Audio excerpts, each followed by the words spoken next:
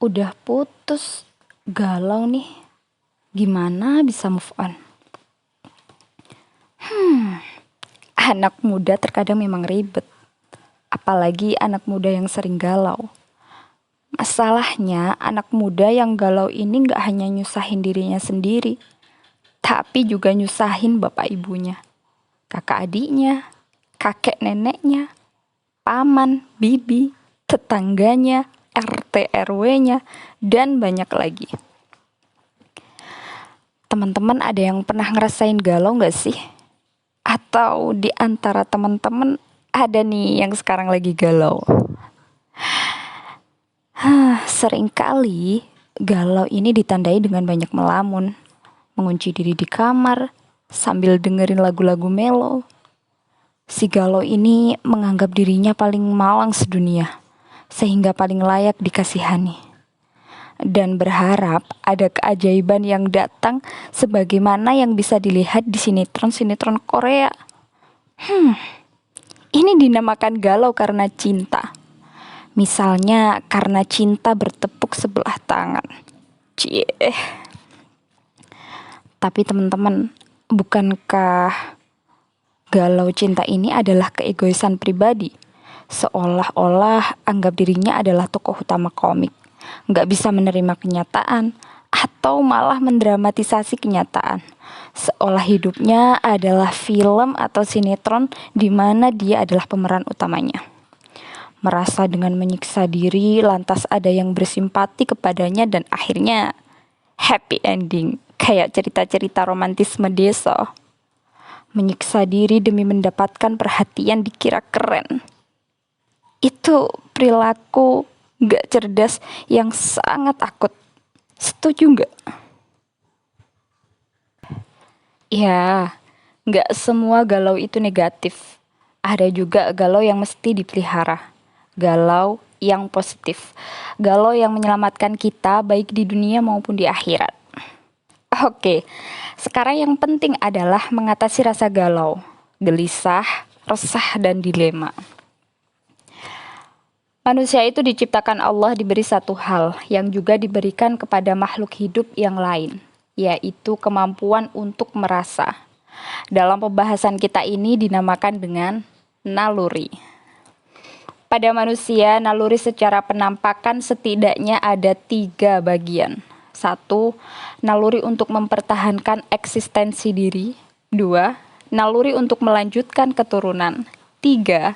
Naluri untuk mengagungkan sesuatu. Naluri ini fitrah ya teman-teman, ada dalam diri manusia. Bukan merupakan bagian dari kelemahan, namun tools yang diberikan oleh Allah untuk menghamba kepadanya secara sempurna.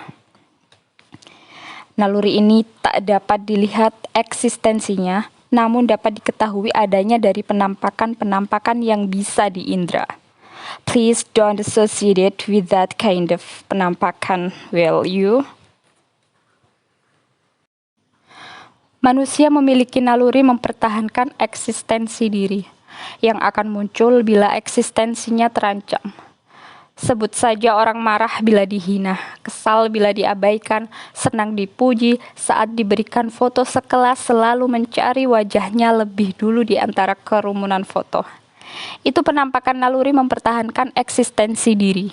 Naluri ini bersifat egosentris, mendahulukan diri dibandingkan dengan yang lain. Selain itu, yang paling mudah diindra adalah naluri untuk melanjutkan keturunan. Sometimes we call it love to make it simple. Rasa sayang kepada orang tua, kepada adik kakak, dan keluarga lainnya. Kepada lawan jenis, bahkan kepada manusia secara keseluruhan. Ini naluri yang kedua, dan dia lebih bersifat anti-individual. Seorang ibu rela tidak makan demi anaknya, seorang suami bekerja keras demi makan yang halal. Pengorbanan kepada selain diri sendiri ini adalah bentuk yang sering kita lihat dalam naluri ini. Sedangkan jenis naluri yang ketiga adalah naluri manusia untuk menyucikan sesuatu, menganggapnya agung dan besar. Zaman batu dulu ya teman-teman, kita melihat penampakan ini ketika manusia menyembah matahari, batu, pohon besar, dan segala sesuatu yang membuatnya takjub. Manusia merasa perlu untuk mengagungkan dan menyembah sesuatu, merasa kecil di hadapan sesuatu. Mudahnya, naluri yang ketiga ini adalah naluri untuk bertuhan. Nah, teman-teman, dari mana sih datangnya galau, resah, gelisah, dan dilema itu?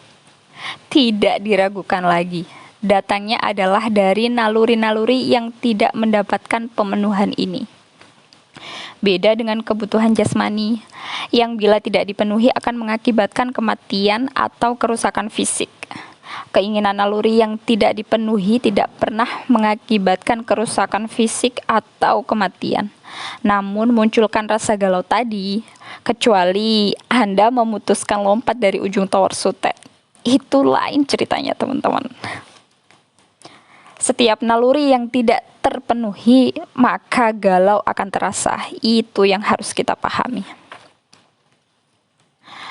Maka galau tidak hanya menimpa para pecinta yang berkaitan dengan naluri nomor 2. Galau juga menimpa orang yang gak jatuh cinta sebagaimana naluri nomor 1. Dan juga menimpa ahli ibadah karena naluri nomor 3.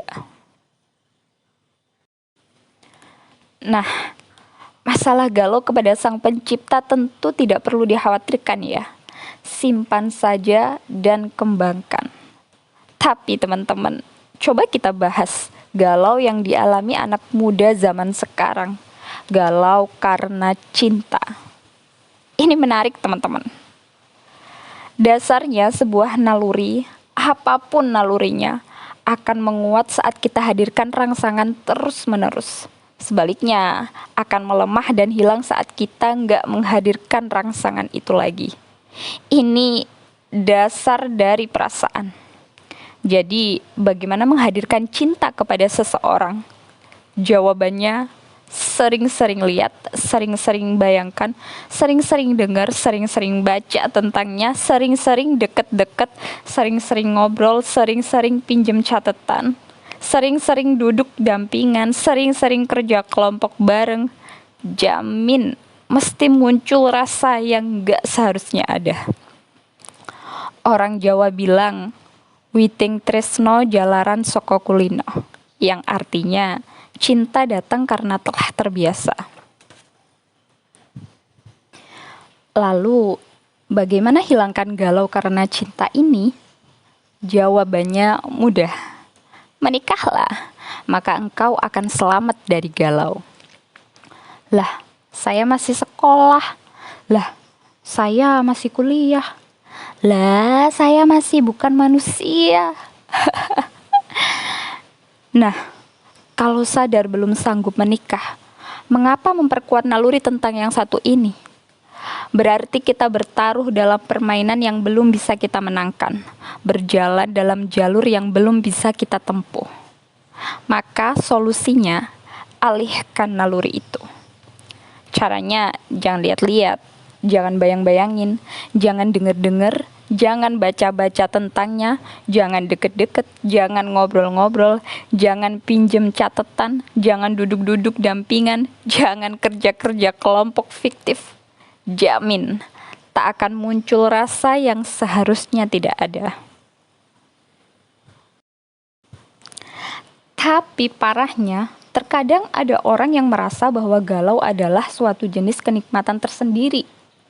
Mungkin orang seperti ini punya prinsip hidup, being blue is another kind of beauty.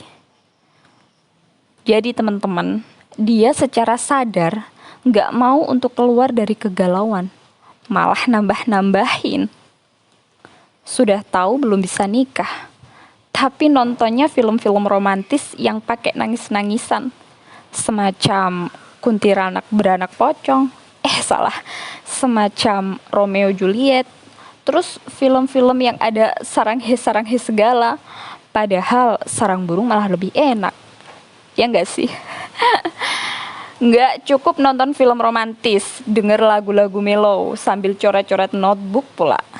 Lalu jalan-jalan sendirian di taman, angin bertiup ke rambut sampai muter-muter di tiang bendera atau pohon pinus kayak film India. Wajarlah jadi galau.